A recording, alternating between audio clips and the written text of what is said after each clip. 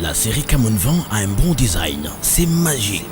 La nuit comme le jour, prenez des photos de qualité, spécialement avec Camon Vent grâce à son appareil photo grand angle des 108 mégapixels. Prenez des photos dans tout angle et de tout genre, ainsi à travers la promotion longue et belle de Techno dès aujourd'hui. Achetez n'importe quelle série Camon Vent et recevez une réduction jusqu'à 10$.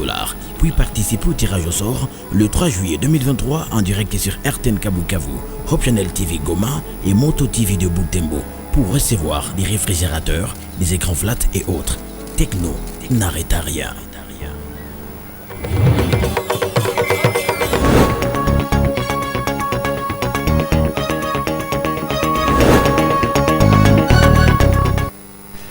Mesdames, Messieurs, merci de vous savoir fidèles à notre programme. Voici votre journal. Au sommaire, les parents d'élèves et écoliers de Butembo sont appelés à bien veiller à l'encadrement de leurs enfants à cette période des vacances, ce dans l'objectif de limiter d'éventuels dégâts liés à l'inoccupation des enfants. Le Parlement d'enfants Butembo Lubero qui lance cet appel indique que les enfants sont actuellement victimes de plusieurs situations en s'en donnant au ramassage des objets communément appelés Ngolongoto. En politique, l'opposition congolaise prendra part au processus électoral en cours en République démocratique du Congo après des séances de consultations entre des opposants congolais et les animateurs de la CENI. Les opposants ont décidé de déposer les dossiers de leurs candidats aux élections prochaines. Voilà tout pour les titres. Bienvenue dans les détails.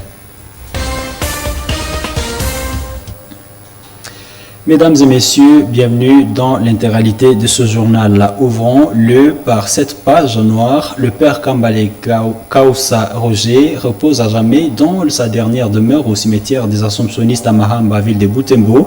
Les funérailles se sont déroulées ce mardi 4 juillet. C'était après une messe funèbre dite par l'évêque du diocèse de Butembo-Béni à la paroisse Cœur Immaculé de Marie de Kitatumba. Delphin Voya a couvert cette manifestation. Tristesse aux yeux, les religieux et religieuses des différentes congrégations, les membres de la famille ainsi que les amis et connaissances ont participé aux différentes cérémonies funéraires pour le repos de l'âme du père Kambale Kausa Roger. Lors de la messe des funérailles, dite à cette circonstance, l'évêque du diocèse de Butembo-Béni, aussi consterné par la disparition de l'aide des prêtres de ce diocèse, a appelé les fidèles à avoir l'espérance à Jésus-Christ. Monseigneur Sikouli Palouk Meleksedek a demandé aux participants d'être toujours prêts. La mort est un chemin inévitable pour tout humain. Pour ressusciter avec le Christ, il faut passer par ce chemin, a-t-il dit.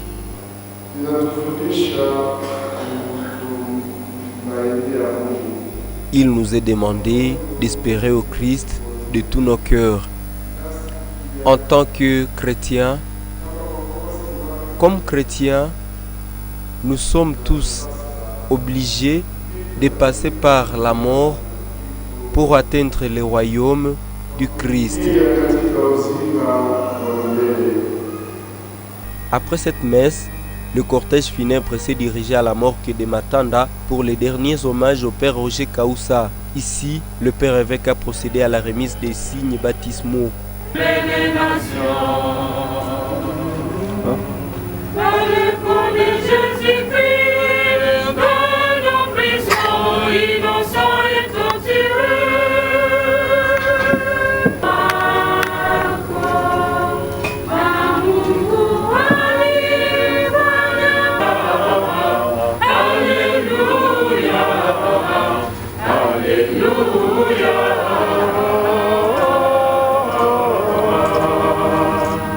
Après cette étape, direction Mahamba pour l'inhumation du père Roger Kausa.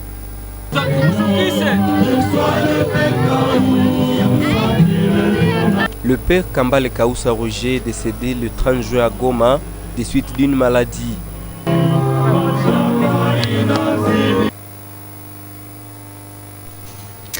Nous l'avons dit dans le sommaire de cette édition, le Parlement d'enfants Butembo Lubero appelle les parents des élèves et écoliers à bien veiller à leur encadrement pendant cette période de vacances. Dans une déclaration rendue publique, le Parlement d'enfants Butembo Lubero indique que les enfants sont victimes de plusieurs situations en s'adonnant notamment au ramassage des objets communément appelés Ngolongoto, un appel réitéré par le comité des parents des élèves et écoliers qui met en garde tous les politiciens qui utiliseraient les enfants dans leur campagne électorale. Reportage Nelly Mongishali et Luciana Moussiviroa, rendu par Gérard Mourefou. Au lendemain du début des vacances de fête d'année 2022-2023, Moto TV a rencontré certains enfants vacanciers dans leurs quartiers respectifs. Ici au quartier de l'Évêché, les enfants écoliers s'occupent chacun de sa manière. Certains se donnent différents jeux, d'autres se rendent à la source pour puiser de l'eau, d'autres encore passent leur temps à ramasser des objets communément appelés ngolongoto. Cette dernière occupation, c'est celle qui préoccupe le Parlement d'enfants Butembo Lubero, qui craint pour la sécurité des enfants lors du ramassage de ces fers. Selon cette structure, plusieurs enfants sont victimes de blessures en s'adonnant à cette pratique. C'est pourquoi le Parlement d'enfants Butembo Lubero évite les parents à bien veiller sur l'encadrement de leurs enfants pour éviter des éventuels dégâts. Le premier appel aux parents, c'était d'appeler à vraiment étudier ou à mettre en pratique le mécanisme très efficace qui vont devoir empêcher les enfants de tous ces dangers, parce que ici les enfants sont exposés à l'exploitation économique, sexuelle, à l'exploitation aussi physique. Il y a également les enfants qui sont également exposés à des activités interdites, notamment le ramassage de déchets, communément appelé ngolongoto, avec les grands dangers de tomber sur une grenade ou sur une bombe qui peut mettre en danger toute la vie de l'enfant. Voilà pourquoi les parents ont vraiment cette obligation, déjà dès le début de vacances, de voir comment encadrer leurs enfants et ne pas chercher à le faire l'état qu'il y aura déjà un danger. Au même moment, le président provincial de l'association des parents et élèves des écoles conventionnelles catholiques met en garde les politiciens qui chercheraient à utiliser les enfants dans leur campagne électorale qui pointe à l'horizon. Aux autorités d'intervenir, d'essayer de faire ce qu'ils peuvent faire comme dans leur mission régalienne, de protéger ces enfants ou bien d'essayer de voir si il faut trouver qu'il y a quelqu'un qui veut utiliser les enfants dans ces manifestations, que les autorités mettent de la main sur les gens pareils, parce qu'à ce moment-là, il est en train de violer la loi. L'enfant ne doit pas être utilisé dans n'importe quel pays. L'enfant, c'est un enfant et nous demandons que les autorités puissent vraiment nous aider à protéger ces enfants et surtout pour mettre ou bien interpeller toute personne qui va manipuler les enfants dans des mouvements pareils. Pour cette année, la période des grandes vacances s'étend du 1er juillet au 9 septembre 2023. L'opposition congolaise est bel et bien partie prenante au processus électoral en cours. Martin Fayoulou, Moïse Katumbi, Délice Sanga et Matata Pogno ont eu des consultations avec les animateurs de la Commission électorale nationale indépendante CENI.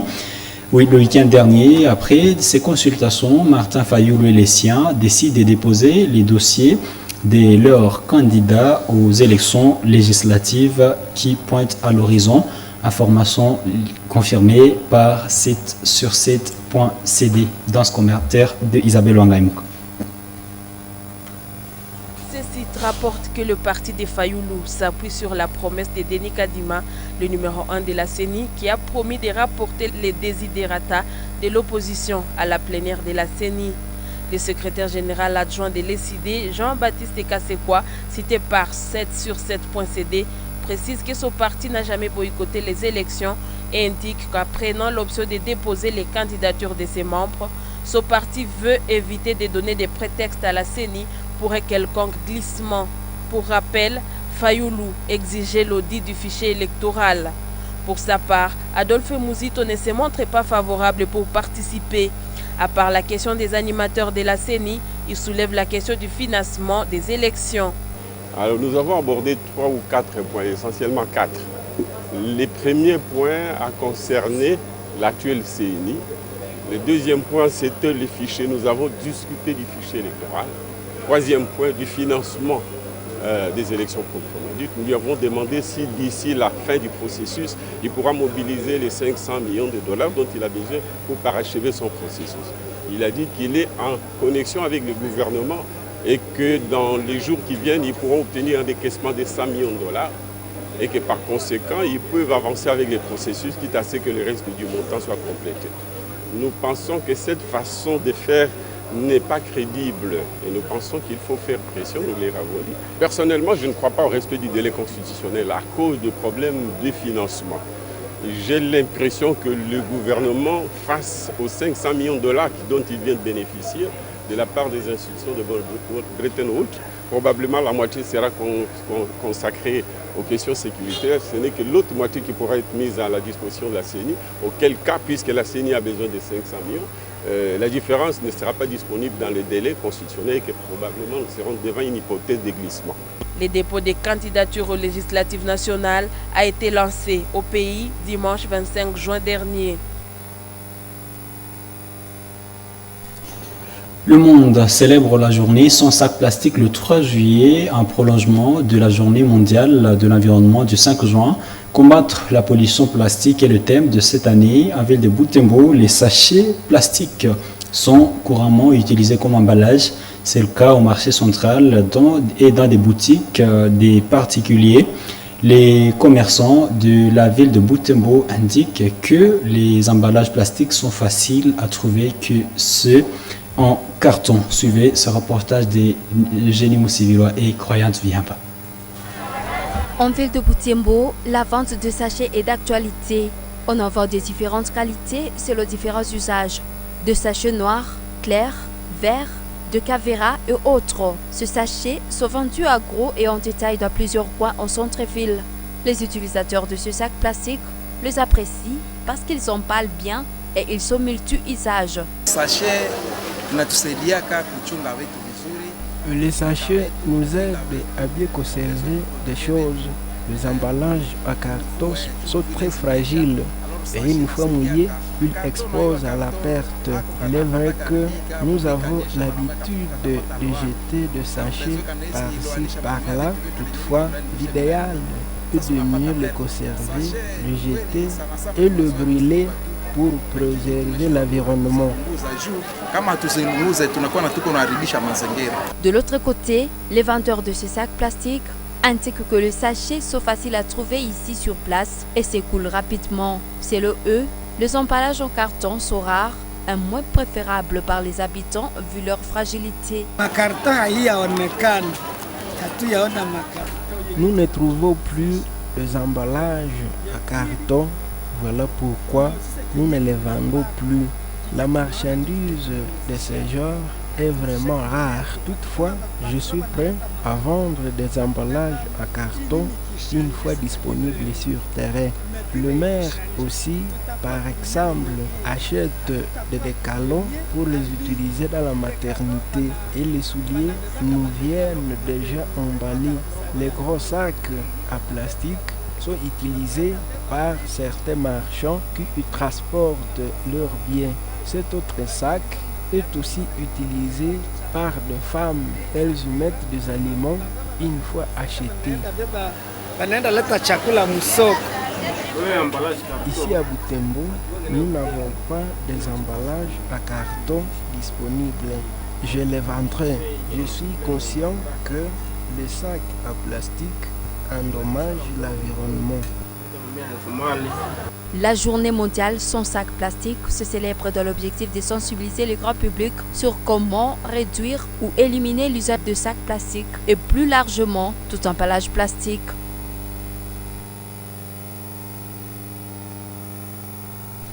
Les évêques lituriens de la Tanzanie sont à Goma depuis lundi 3 juillet. Ces hommes de Dieu sont venus à mission d'évangélisation pour la paix dans l'est de la République démocratique du Congo, une région en proie à la sécurité des rebelles du M23 RDF pour le territoire de Rutshuru et des terroristes de l'ADF pour la région de Beni et dans les territoires de Rum, en province de l'Ituri. Ils sont allés voir l'autorité provinciale, le lieutenant-général Constantin Makomba, pour les civilités. Suivez ce reportage de la presse du gouvernorat de l'Ituri. Le pays de Mwalimu Julius Nyerere ne cesse de prier pour la restauration de la paix en République démocratique du Congo. Cette affirmation a été faite ce lundi 3 juillet par une délégation des évêques tanzaniens en mission d'évangélisation à Goma en partenariat avec l'église Sebeka. Ces évêques de l'église luthérienne ont présenté leur civilité au gouverneur du Nord Kivu en son cabinet de travail. L'évêque Dr Alex Malasusa se dit heureux car leur visite de solidarité et de compassion à l'endroit des frères congolais est une mission accomplie. Maana tumefika hapa Goma kukutana na wenzetu kwa ajili ya kuwapa pole kwa ajili ya yale yanayotokea katika nchi ya Kongo. Sisi kama Watanzania, na Tanzania ni rafiki sana wa nchi ya Kongo, tuna ushirikiano wa miaka mingi kupitia historia. Kama mnavyojua, muasisi wa taifa la Kongo mzee wetu Lumumba pamoja na muasisi wa taifa la Tanzania Nyerere, kila wakati Nyerere alisema mambo mazuri juu ya Lumumba na Kongo. Kwa hiyo tumekuja hapa katika nchi tunayoipenda, tuombe pamoja nao na kuambia pole kwa yale yanayotokea na kuwa encourage kwamba hata haya Mungu atayamaliza. Mungu atayamaliza ili nchi ya Kongo ipate amani. Pour l'évêque Dr Abdenego Kesho Mshahara, l'espoir du retour de la paix en RDC pointe à l'horizon. Tunaendelea kuiombea Kongo DRC, amani itawale, muwe na marafiki wazuri wanaoweza kushirikiana nanyi katika kulinda nchi hii, muwe na walinzi wanaopigania nchi yao na walio tayari kufa kwa ajili ya taifa hili lenye utajiri na lenye maendeleo mazuri. Kwa hiyo kwa ufupi, tunashukuru ushirikiano wa serikali na kanisa, tunashukuru amani inayoendelea na tunawaombea ili kila eneo sasa amani ifike, isiwe Goma tu. Tulipotoka nyumbani, tulipoaga, kuna walioogopa kwamba je, mnaenda kweli Goma? Inawezekana? Tukasema sisi tunaenda kwa jina la Yesu, na tumefika, tumekula, tumekunywa na mikutano inaendelea, shughuli za biashara zinaendelea na tunasikia miziki mizuri inapigwa kama ule wa Motima Nangae na wenyewe unapigwa. Sasa tunaona kwamba hii ni dalili za kwamba amani inawezekana, ni ushahidi kwamba amani inawezekana. Na kwa hiyo watu wote washikamane, wawe na wazo moja la amani. Ces prélats tanzaniens sont répartis satisfaits de l'accueil leur réservé par le gouverneur du Nord Kivu, le lieutenant-général Constant Ndima. C'était là les représentants de l'église luthérienne de la Tanzanie, reçus par le gouverneur du Nord Kivu, comme nous le rapportent ici nos confrères de la cellule de communication du gouvernorat de Nord Kivu. Et bouclons cette édition par cette page sportive, le célèbre derby des Butembo entre l'association sportive Nyuki et l'union sportive Sokozaki a vécu ce mardi 4 juillet au stade André Van Nevel. Dans ce match retour, Sokozaki a su prendre revanche sur Nyuki, l'abattant par 2 buts contre 1. Suivez ce reportage compte rendu de Isabelle Wangaimuk. Nyuki Sokozaki, c'est derby qui fait la sensation. Comme à l'accoutumée, les deux équipes se présentent dans leurs couleurs traditionnelles, en rouge-blanc Sokozaki et Nyuki en vert noir. La sensation commence par ici. Les visages dans l'équipe de Sokozaki sont purement nostalgiques. Cette équipe est presque composée des anciens champions de l'édition du championnat provincial de 2015. Les Colomboka déterrent une ancienne équipe pour se racheter après l'échec à l'aller dimanche dernier. La composition de Sokozaki ne freine cependant pas l'AS Nyuki à bien mener sa mission. Les matchs se jouent en équilibre pendant les premières minutes jusqu'à ce que Nyuki redébloque les compteurs. Sur une balle à touche, les abeilles réussissent à provoquer une faute de main qui est directement validée comme penalty. Nous sommes à la 8e minute de jeu. Avec ces buts, les multisystèmes s'offrent un avantage logique sur un adversaire qui a tout remanié pour la revanche. On vit un nouveau visage du match. Les Colomboka ravivent plein d'espoir pour cette rencontre à partir de l'instant qui a suivi les buts de Nyuki. Sokozaki domine l'intégralité de la suite de cette première mi-temps. Leur attaquant dirige plusieurs balles dans les camps des Nyuki, mais les Verts et Noirs ont eu une assurance grâce à leur défense qui a su bien sécuriser la surface des réparations. La première mi-temps de ces matchs aura été très longue pour Nyuki qui a subi une vraie pression de l'attaque de Sokozaki dirigée par les dorsales 17. Baby Matumo, gardien de but des Verts et Noirs, a su garder leur cage inviolée pour ces 15 premières 45 minutes. Nyuki Sokozaki, les derbys des retours compliqués se jouent durant ces 45 dernières minutes. Cette partie du match se joue dans l'égalité de la possession des deux côtés. Aussi, à 8 minutes seulement après la reprise, Sokozaki décroche son penalty.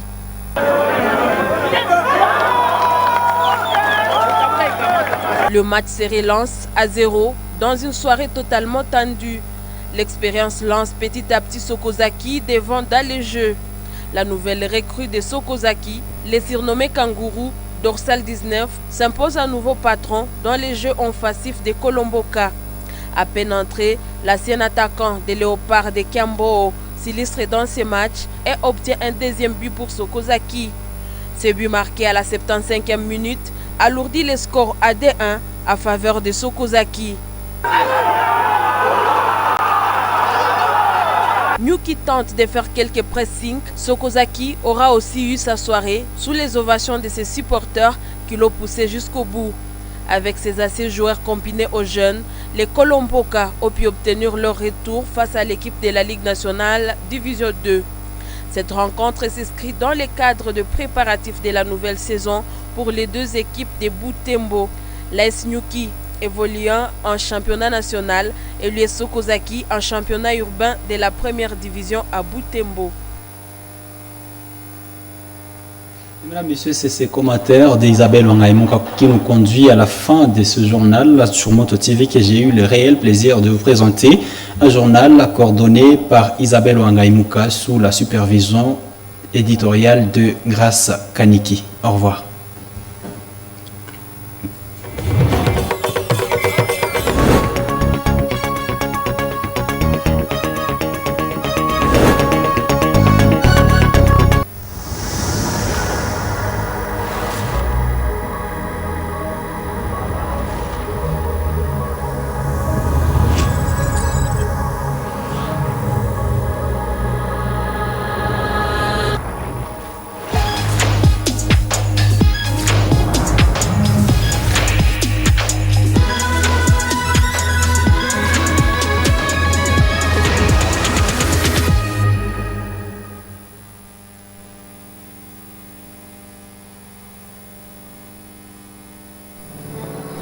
La série Camon Van a un bon design, c'est magique.